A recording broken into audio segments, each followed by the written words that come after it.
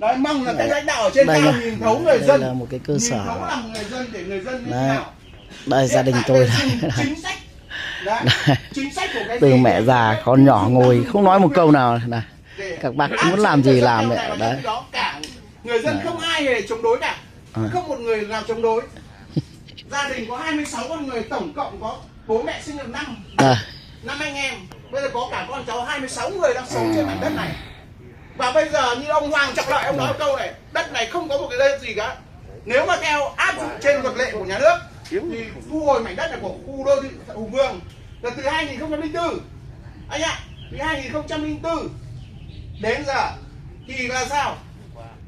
2004 thì ông Lợi ông nói là cái mảnh đất này mới được vẽ vào 2024, khẳng định mới vẽ vào 2024, nhưng lấy tất cả hồ sơ pháp lý của cái mảnh đất này là từ 2004 cho đến 2006. Thế nên là đang áp dụng cái luật cũ, thì luật cũ thì phải trả người dân đất ở đất dịch vụ, nhưng ông Lợi ông đưa xuống là không có gì cả. Đấy, đưa hồ sơ về là không có cái đất dịch vụ nữa là một, không có dạy con cái đi học hành hay là định nghề cho con cái nữa, mà chỉ có cầm 167 triệu chưa có một cái một xào là ra đi, không còn bất kể một điều gì nữa cả. Đấy, báo cáo các lãnh đạo như thế, không có bất kể gì. Khi ông Hoàng Trọng Lợi nói là mẹ già còn đây nhà tôi duy nhất đây, có một cháu nhỏ mà đang ngơ ngác không biết nhà mình đây có chuyện gì đây. Đấy, đây duy nhất đây, đấy ngồi im không ai nói gì luôn, không ai nói gì luôn. Người nào không có mối quan hệ thì chỉ 167 triệu thôi. Thậm chí trước đó là gì? Còn nếu lấy theo quy định của nhà nước mà trước đó, đúng không ạ? Thì năm 2004 đó thì bắt buộc phải có dân tái định cư cho người dân. Nhưng hiện tại là không có một cái gì đưa văn bản về cho gia đình, là không có một cái gì nữa, không có một tái định cư gì nữa cả. Đấy là nói với các anh em để cho anh em biết, nếu phải gia đình thì các anh em có chấp nhận không? Đấy, thôi trên cao có thấu cho lòng dân hiện tại hay không? Đúng không ạ? Nếu nhà các anh, xin lỗi các anh có ký không? Mà bây giờ mảnh đất này 26 con người đang chung sống, nó là hộ. Đấy, mà bây 26 con người sẽ đi đâu về đâu? Thì Hoàng Trọng Lợi trả lời luôn rằng là không có gì ngoài 167 triệu. Đang cầm văn bản, cầm đăng giấy đưa về, yêu cầu Thăng Long đưa về đấy, thì không có gì cả. Thì hỏi rằng nhà các anh, các chị gặp trường hợp này các anh chị nghĩ sao? Có ký không? Có nhận không? Hay là áo gấm đi đây với nhau là thôi, âm thầm đi nhận đi. Còn tao cho mày cửa sau. Còn bên nhà anh Tạo kia, anh quay em cái để em nói nữa, bên nhà anh Tạo kia. Nếu anh là người có lương tâm thì anh quay cho em cái để em xin phép. Đây, nhà anh Tạo bên kia thì anh Hoàng Trọng Lợi gọi lên, có chủ tịch Thông, có Hoàng Trọng Lợi, có anh Nhất. Đấy, còn một chị Quỳnh nữa gọi riêng lên gặp đàm phán với nhà anh Tạo.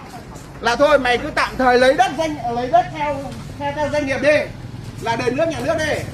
Còn tao sẽ cho mày 300 mét đất. 300 mét đất để mày tái định cư. Còn riêng nhà ông Đình thì không có một gì. 26 con người sống trên mảnh đất này thì không có gì. Mà nhà anh Tạo thì lại là người đi mua lại đất. Chưa một cuộc cưỡng chế nào mà được sự im lặng như hôm nay. Thế mới biết là để cho mọi người biết là gia đình tôi không hề có một câu nói. Đây nha, đây chưa? Đây một lực lượng suốt từ đầu kia, suốt từ đầu kia đến đầu này thôi. Chỉ có mỗi hai anh em ở đây thôi mà. Đấy. Đây. Đây. Còn cái đất này, đất đây nó là thực tế. Đây, mua đất nhà tôi để tôi xem nay là có kiểm kê nốt nhà này không. Đấy. Để xem kiểm kê nốt nhà này không này. Đây. Mua đất ruộng nhà tôi nhá. Đấy. Và nó xây dựng như này, là xây dựng hùng hậu như này, hơn 2.000 mét vuông này. Đấy. Xây dựng được như này. Đấy. Mà gia đình tôi đây kéo quân đến này. Kéo quân đến làm này. Này. Chưa bao giờ có cuộc cưỡng chế nào mà im lặng được như nhà tôi, không hề nói. Đấy. Thì mọi người mới biết là gia đình tôi như nào, không chống đối, không phản đối. Đấy. người ta không lựa chọn bất kể người nào cả. Đó, nằm trong khi đó người ta không chống đối.